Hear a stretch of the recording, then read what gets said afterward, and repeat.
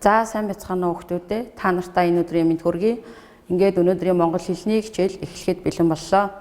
За хичээл эхлэхийн өмнө хүүхдүүдээ та нар сургачгээ, дэвтрээ, мөн өнөөдрийн хичээлд хэрэглэгдэх ойролцоо үгийн тайлбар толбичгийг хэрвээ толбичиг байхгүй бол ухаалаг утсан дээр байдаг их тайлбар толийг ашиглаж болно.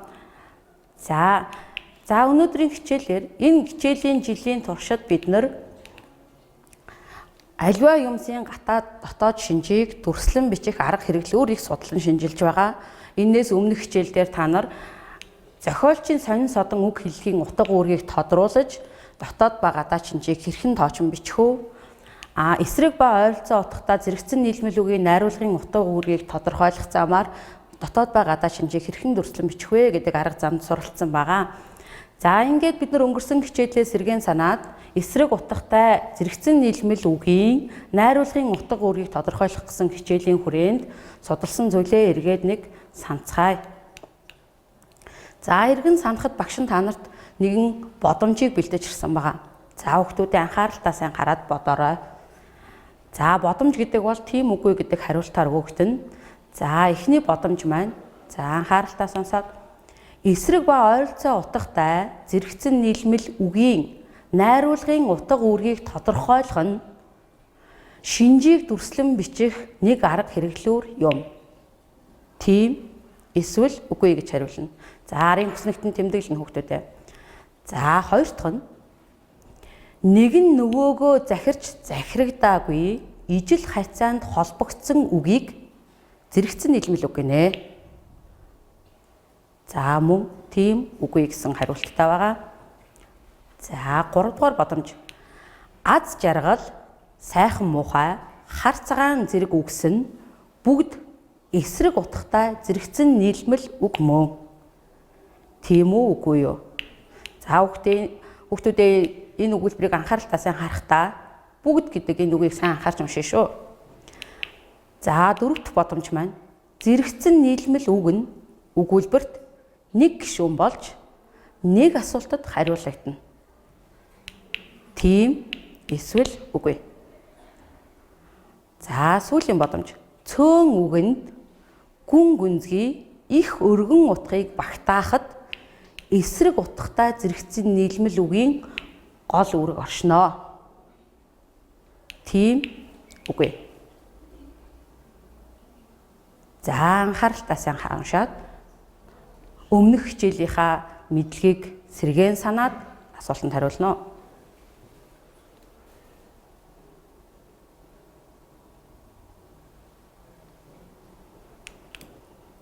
За өөрсдийн бодсон бодомжийг багшийн бодомжтой буюу хариулттай тааруулаад хараарай хүүхдүүдээ.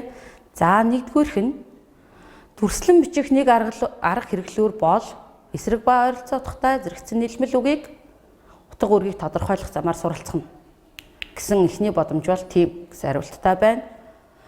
Нэг нь нөгөөгөө захирч захирагдаагүй ижил харьцаанд холбогдсон үгийг зэрэгцэн нийлмэл үг гинэ. Тийм гэсэн хариулттай байна. Аз жаргал, сайхан муухай, хар цагаан зэрэг үгс нь эсрэг утгатай зэрэгцэн нийлмэл үг мөн гэсэн хариулт байсан. За энэ бол үгүй.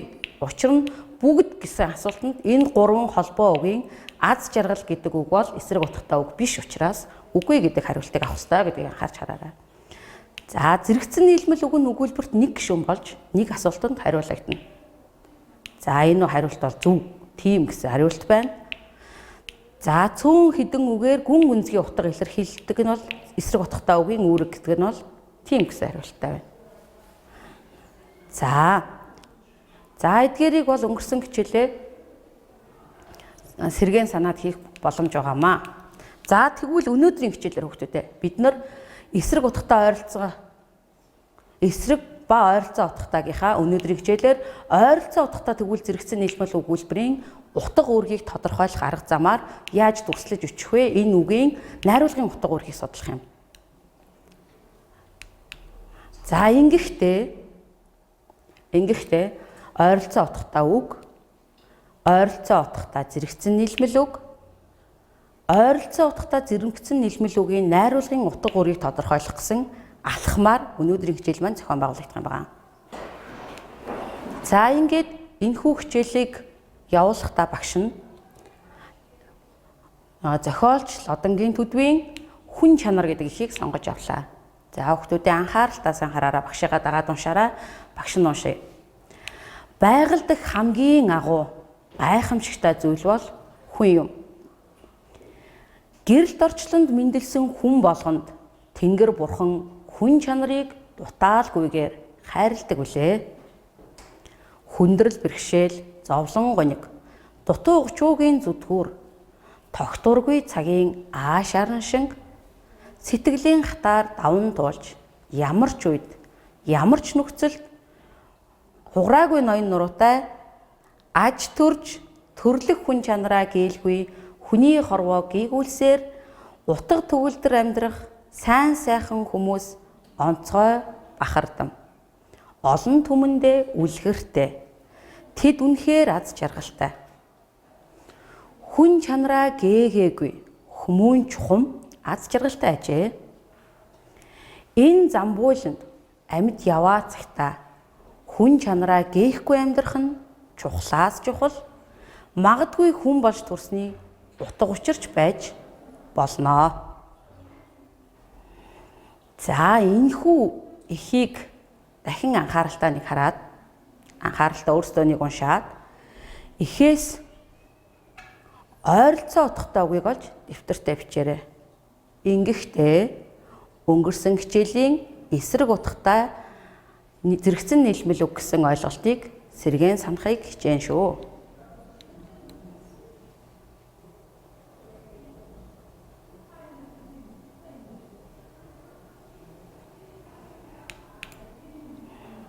За хүүхдүүдээ та нар дэвтэртээ ойролцоо утгатай үгсээ түүгээд бичсэн байгаа бох.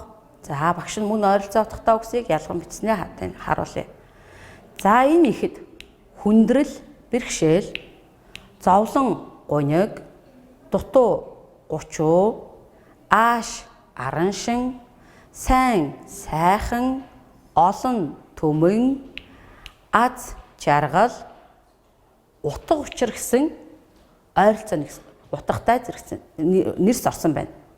Хоршиж орсон байна гэсэн үг. За эдгээр үгсийг өнгөрсөн хичээлийн агуулга сануулзаад зэрэгцэн нийлмэл үг мөн үү биш үү гэдэг талаар бүгдээрээ судалгаа хийж үзье. Хоршсон үг байна те. За тэгвэл эдгээрийг шинжлэхдээ дараах 3 төрлийн асуултын дагуу эдгээр зэрэгцэн үгсийг шинжилж үзье. За их рүүгээ буцаж явах юм биш үү хүүхдүүд? Эхээ санаарай. За эдгээр 2 үг хэдэн асуултанд хариулагдах вэ? Ихэд 2 үг утгаараа аль үгэнд холбогдсон байна вэ? 2 үг утгаараа зэрэгцжээ гэвэл чи зөвшөөрөх үү? Өнгөрсөн хичээлийн агуулгыг бодоход зэрэгцээ үг гэж ямар үгийг хэлэх вүлээ гэдгийг сэргээн санаад арах. Тэгвэл энэ асуултын хүрээнд эдгээр үгсийг зэрэгцэн нийлмэл үг гэж үзэж болох уу? Мөн үү? Яагаад? За дэвтэртээ тэмдэглээрэй. Хариултаа.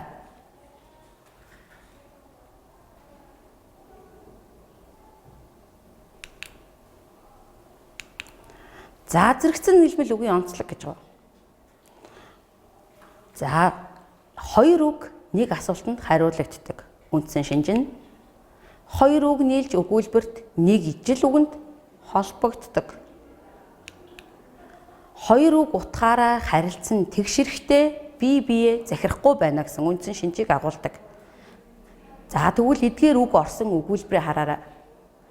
Хүндрэл, бэрхшээл, зовлон, гунигийн зүтгүүр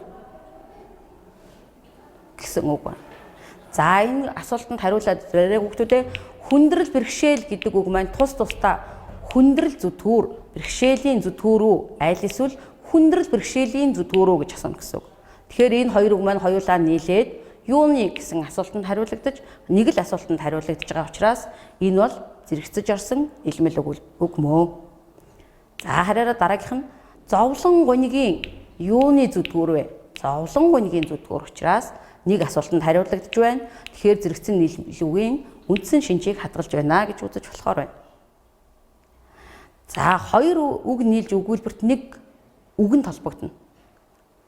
За дутуу гучуугийн зүтгүүр юуных вэ гэж асуув шүү. Тэгэхээр ардаа зүдгүүр гэдэг нэг л үгэнд холбогдож байгаа гэдгийг сайн хараарай. За ааш аран шинг давн туулж гэдэг үгэнд холбогдож байгаа. Тэгэхээр энэ маань зэрэгцэн нийлмэл өгүүлбэрийн үгийн шинжийг хадгалж байна гэж үзэж болохоор байна гэсэн үг. Харилцан тэгш хэрэгтэй холбогдож байгаа. Сайн, сайхан тэгш хэрэгтэй холбогдож байна. Олон түмэн тэгш хэрэгтэй холбогдож байгаа. Аз жаргалтай тэгш хэрэгтэй холбогдсон байна. За ийм учраас эдгээр үгсийг бол ойролцоо утгатай зэрэгцэн нийлмэл үг мөн гэж дүгнэж болохоор харагдаж байгаа. За тэгвэл ойролцоо утгатай үг гэдэг маань чухам. Эхийн найруулгад ямар утга үүрэгтэй байна вэ гэдгийг одоо тэгвэл хамтдаа шинжилж үзье.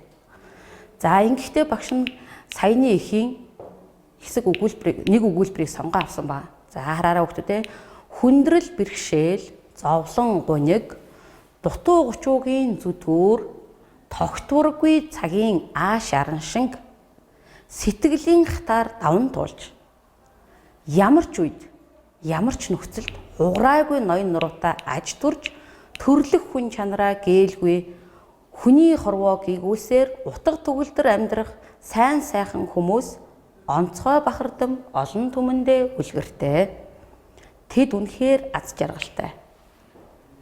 За энэ хэсгийг хараараа хүүхдүүдээ. За тэгвэл багш нь эндээс зэрэгцэн ойролцоо утгатай зэрэгцэн нийлмэл үг 3 үгийг сонгож авсан байна. За хараараа дутуу гучуу, аз жаргал, зовлон гуниг гэсэн үг. За эдгээр үгсийг ойролцоо утгатай энэ үгсийг ялгаж хараад үзэхээр тойл бичиг. За одоо нөгөө ойролцоо утгатай үгийн тойл бичгээ гаргаараа хүүхдүүдээ одоо хэрэглэх юм. За ингэхээр дутуу гэдэг үгтэй ойролцоо утгатай үг 30 гэхээс гадна дулим, турхан, зурам, зуурам гэсэн 4 үг байна. Тэгвэл зохиолч бичгтээ яагаад чухам 30 гэдэг үгийг сонгох болсон бэ? Энэ агуулгад шинжилгээ хийхин тулд бүгдээрээ одоо тойл бичгээ нээж хараарай. Эдгээр үгсийг тойлдон харна уу? Ямар утга илэрхийлж байна вэ? За аз жаргал гэдгийн жаргал гэдэг үгийг мөн ялгаагүй ойролцоо утгатай үг байна уу гэж түүгээд үтгэхээр завшаан, заяа, хувь, зол гэсэн мөн ойролцоо утгатай үгс байна. Тэгвэл зохиолч яагаад чухам жаргал гэдэг үгийг сонгосон байна вэ гэдэгтэр шинжилгээгээрэй. За зовлон гэдэг үгийн ойролцоо утгатай үг нь гуниг, гай, гачигдал, хахацал, өвчин, гамшиг гэсэн үгс байна. Зохиолч яагаад гуниг гэдэг үгийг сонгох болов? За хүүхдүүдээ тойлдоод эдгээр үгсийнхаа толбичгийн утгыг түүнэ.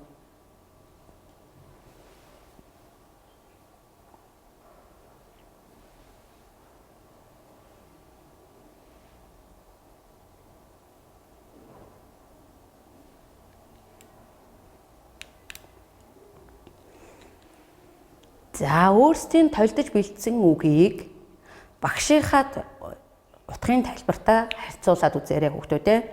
За дутуу гэдэг үгийн тойл бичгийн үед үзэх юм бол бүрэн биш, гүйцэд биш гэсэн утгатай байна.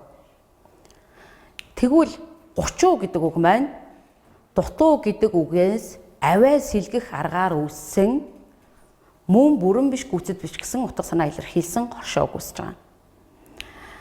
Гэтэл дулим гэдэг үг ямар утгатай үг вэ гэхээр дутуу хагас гэсэн утгатай үг. Турхан гэж ямар утгатай үг вэ гэхээр гүйцэд бус, гээгдэж орхигдсон гэсэн санаа илтгэж байгаа гэдгийг анхаарч харах хэрэгтэй. Харин зуурам гэдэг үг бол хийсэн боловч гүйцээгүй байдал гэсэн санаа илтгэж байгаа. Тэгэхээр зохиолч дутуу гэдэг үгтээ хоршуулан авахдаа эхийн хам сэдвээс хамаарч эдгээр үгээс хамгийн оновчтой хорших үгийг сонгож байгаа. Тэгэхээр энд бол авиа сэлгэх аргаар үүссэн 30 гэдэг үг бол илүү утга дүүж очно гэж сонгосон гэсэн үг. За тэгвэл аз гэдэг үг. Аз гэдэг үг бол сайн тохиолдол гэсэн утгатай үг. Тэгвэл энэ үгтээ хоршуулан авсан жаргал гэдэг үг мөн бусад ойролцоо утгатай үгсийг шинжилж үзэхэд жаргал гэдэг үг маань завшаанаар сайхныг мэдрэх гэсэн санаа илтгэж байгаа. Завшаан гэдэг бол боломж бололцоо гэсэн утга илтгэж байгаа гэдгийг харах хэрэгтэй. Заяа гэдэг бол аз завшаан гэсэн санаа илтгэж байгаа. Энэ хоёрыг хоршиж орж ийн гэсэн үг. Хувь гэдэг бол хүний аз заяа, учрал тохиол гэдэг санаа илтгэж байгаа гэдгийг харах хэрэгтэй. Зол гэдэг бол аз завшаан тохиолдох гэсэн санаа илтгэж байгаа. Тэгэхээр эхийн хам сэдвээс хамаарад үзэх юм бол хүн чанартай хүн бол аз жаргалыг мэдрэх гэдэг утга илтгэж байгаа учраас энэ аз гэдэг үгийг жаргал гэдэгтэй хоршуулан хэрэглэсэн байна гэж утгаас харж болно гэсэн үг. За тэгвэл зовлон гэдэг үг. Зовлон гоник гэж хоршуулах болсон шалтгаан юунд оршин байна вэ гэдгийг шинжлэхэд ямар нэгэн шалтгаанаар тохиолдсон бие сэтгэлийн шаналгааг зовлон гэж үзэж байгаа. Тойл бичгийн утга бол. Гоник гэдэг бол сэтгэлийн зовлон шаналгаа гэсэн утга илтгэж байгаа. Гэтэл гай гэсэн ойролцоо утгатай байна. Энэ нь бол балаг гэсэн санаа илтгэж байгаа юм шиг. Гачигдал гэдэг бол хэрэгцээ зүйлээрээ дутах гэсэн утга илтгэж байгаа. Хагцал гэдэг бол үхэл, зовлон гэдэг утга илтгэж байгаа. Өвчин гэдэг бол биеийн хэвийн бус үйл ажиллагаа, биеэс үүдэлтэй гэсэн санаа илтгэж байгаа гэдгийг санаарай. Гамшиг гэдэг бол осол аюул гэсэн утга илтгэж байгаа. Ингээд эхийн хам сэдвээс хамаарад үзэхэд бие сэтгэлийн шаналгаа буюу гэсэн санаа илтгэх утгатай үг надад хэрэгтэй, зохиолчид маань хэрэгтэй байсан учраас гоник гэдэг үгийг илүү түлхүү сонгочээ гэж авч болно гэсэн үг.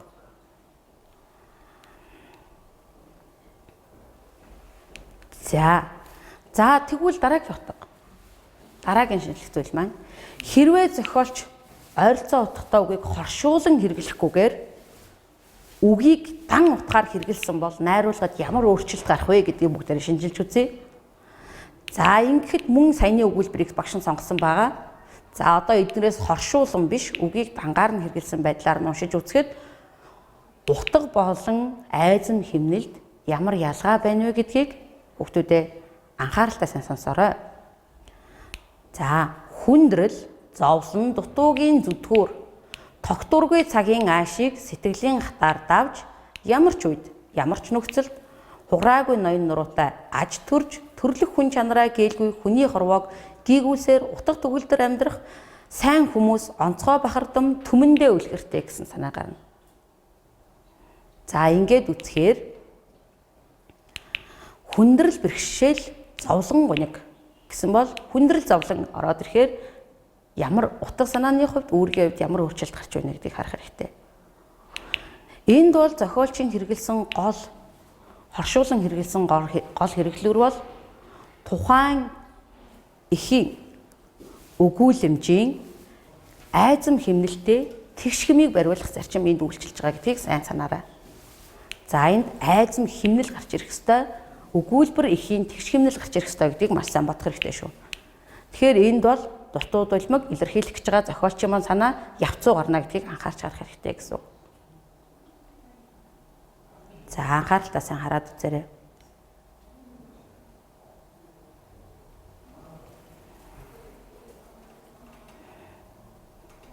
За тэгэхээр хүүхдүүдээ энэ хоёр шинжсэн аргыг харгалзаад дараах дасгалыг хийгээд үзээрэй хүүхдүүдээ.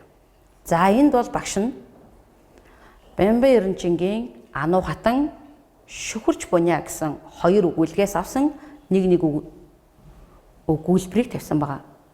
За энд маань Ануу хатан хэсгээс ойрдын ноёд зайсангууд харилцан хямралдан яасан бэ гэсэн санаа. Харилцан хямралдах гэдэг энэ үгтэй аль үгийг эдгээр дараах дөрвөн үгийн алийг нь ойролцоо утгатай аль үгийг сонговол утга хам сэдвтэйгээ илүү хам сэдвийн утга санааг илүү түлхүү оновчтой гарах вэ. За нөхөх үг маань бол хэрэлдэв, муудалцав, хагаралдав, эвдрэлцв гэсэн үг байна. За хоёр дахь өгүүлбэр бол энэ ямар хүн юу хийж байгаа вүлээ гэж ажиглан гэд нөхүүгийн зай байгаа шүү. За нөхүүг нь бол ширттэл, хартал, үздэл, гайхтал, сарвчлтал эдгээр үгсээс аль нь тохирох вэ гэдгийг нөхөж хүчин гэсэн үг. За энэ өгүүлбэрийг бүтнээр багш нэг уншаад өгье. энэ ямар хүн юу хийж байгаа вүлээ гэж ажиглан нэг хүн сүмийн орой дээрээс доошоо үсрэх шиг боллоо гэсэн үг. За энэ оногцсон зайд эдгээр ойролцоо утгатай үгсээс аль нь илүү оновчтой тохирох вэ гэдгийг тойл бичгээ ашиглаад хүүхдүүдэд өгч хүчээрэй.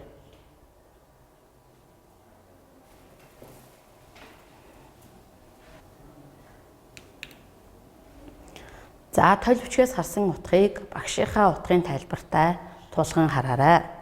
За эхний үгэнд өгүүлбэрт өгөгдсөн ануу хатан зохиолын хэсэгт өгөгдсөн хямралдах гэдэг үгний яг үндсэн утга нь бол дотроо зөрчилдөн тэмцэлдэх гэсэн санаатай үг байна. За тэгвэл дараах дөрвөн үгийн аль нь энэнтэй ойролцоо утгатай байна вэ гэдгийг ойролцоо утгын тойл бичгээр түүж харахад хэрэлдэх гэдэг үг байсан. За хэрэлдэв гэж төгссөн байсан шүү дээ. За хэрэлдэх гэдэг үг бол хүмүүс санаа нийлэхгүй харилцан үгээр тэмцэлдэх. Хамгийн чухал нь үгээр тэмцэлдэнэ гэсэн санаа илтгэж байгаа. Муудалцах гэдэг утга маань хоорондоо хэрэлдэж таарч тохирохгүй болох гэсэн санаа илтгэж байгаа. Хагаралдах гэдэг бол харилцан эв түнжингүй болох гэдэг санаа илтгэж байгаа. Эвдрэлцэх гэдэг үг бол хүмүүсийн эв түнжин тасрах, муудалцах, бие биедээ хар санах гэдэг санаа илтгэж байгаа. Хамгийн чухал нь энэ үгэн дээр хар санах гэдэг санаа байгаа гэдгийг анхаарч харах хэрэгтэй. За тэгвэл шүхэрч буняа зохиолын хэсэгт өгсөн ажиглан гэдэг үгийн араас сонгох гэж байгаа үгсэд дотор маань ширтэх. Ширтэх гэдэг бол нэг юм руу их зудаан харахыг хэлж байгаа. Харах гэдэг үг бол аливаа юмыг зүгээр нүдэрээ харах гэсэн санаа илтгэж байгаа үг байгаа гэсэн үг. Хамгийн энгийн утга явж байна гэсэн үг. Үзэх гэдэг бол зоригтойгоор ажиглаж, шинжиж харахыг хэлж байгаа. За гайхах гэдэг үг бол хачирхан шагшиж, магтах, муу шаах гэсэн санаа илтгэж байгаа. Сарвчлах гэдэг бол нүдний дээд этгээдэд гар тулган барьж гэрлийг халахлан харах гэдэг санаа илтгэж байгаа. За хүүхдүүдэд тэгвэл эдгээр үгсээс алийг нь сонгож бичсэн бэ? За хэрвээ тойл бичиг харж амжаагүй бол багшийнхаа тайлбарыг харж агаад аль нь оновчтой байна гэдгийг нөхөж чичээрэй.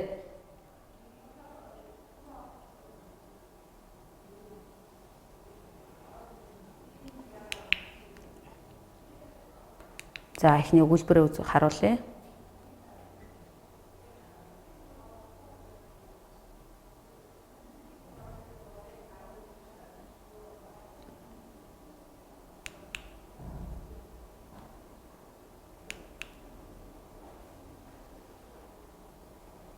За нөхөж бичсэн байгаа тийм. За тэгвэл одоо дасгалыг их зохиолд өгсөн хэсгийг хараарай хүүхдүүдээ. За ойрдын ноёд зайсангууд харилцан хямралдан эвдрэлцэв хар муу саналцах болсон гэсэн утга илтгэж байгаа гэдгийг саналцсан гэсэн үг. За хоёр дахь нь энэ ямар хүн юу хийж байгаа вүлээ гэж ажиглан ширтэх их зудаанаар харах гэсэн санаа та үгээ сонгож байгаа гэсэн үг шүү. Нэг хүн сүмийн орой дээрээс доош үсрэх шиг боллоо гэж та бүхэн нүгсэн байх ёстой гэсэн үг. Тэгэхээр энэ дасгалаас багш нь юуг олж хараасаа гэж байна вэ гэхээр ойролцоо утгатай үг монгол хэлэнд маш олон байдаг. Гэхдээ хамгийн чухал нь тэдгээрээс оновчтойг олж сонгох нь нэн чухал юм шүү гэдгийг олж хараасаа гэж бодож байгаа. За тэгэхээр хүүхдүүд бүгдээрээ өнөөдрийн агуулгыг эргээд саная. Зорилго тавиад хичээл эхлэхдээ бид нар 3 алхамчлалаар хийнэ гэж ярьсан. Ойролцоо утгатай үг, ойролцоо утгатай зэрэгцэн нийлмэл үг, ойролцоо утгатай зэрэгцэн нийлмэл үгийн найруулгын утга уургийг судлах гэсэн, тодорхойлох гэсэн. За тэгвэл агуулгаа бодоод за дүгнэн бичээрэй. Ойролцоо утгатай үгийн нийлмэл үгийн найруулгын утга үүргийн гол онцлогийг дүгнэж бичээрэй хүүхдүүдээ.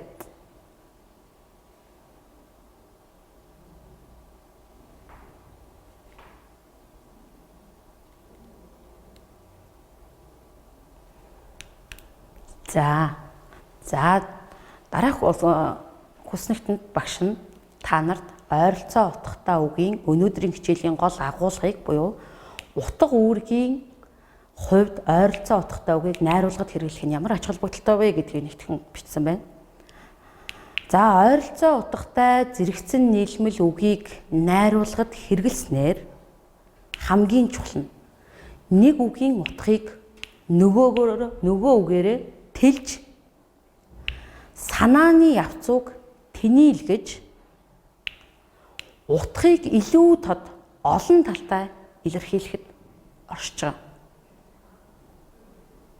Хоёрдугаар хоршоо үг өгүүлбэр эхийн найруулгыг тэгш хэмтэй болгодог.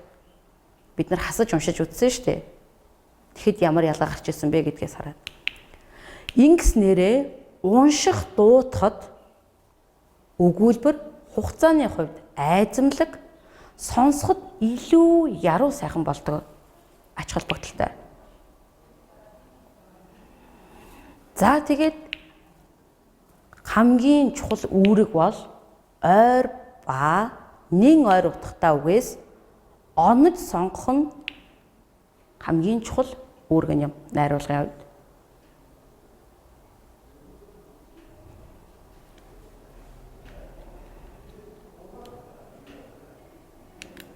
За хичээлийг анхааралтай суугаад сонсоод ойлгосон бол хүүхдүүдээ сурах бичгийнхээ 32-оос 35 дугаар тал дээр та нарын сурах бичгийн 32-оос 35 дугаар тал дээр манжаа гэдэг хөрөг найруулал байгаа. Манжаа гэдэг хүний тухай хөрөг найруулал байгаа. Энэ найрууллыг уншаад манжаагийн дүрийн гадаад дотоод шинжийг бүтээсэн ойролцоо утгад зэрэгцэн нийлмэл үгийн найруулгын утга үүргийг дүгнэн бичээд ирээрээ. За эхлээд энийг маш анхааралтай сайн уншаарай гэсэн. Тэгээд ойролцоо утгатай үгийн найруулгын утга үүргийг дүгнэн бичээрэй. За ингээд анхаарал хандуулан хичээлдээ амжилттай суралцсан та нартай баярлалаа.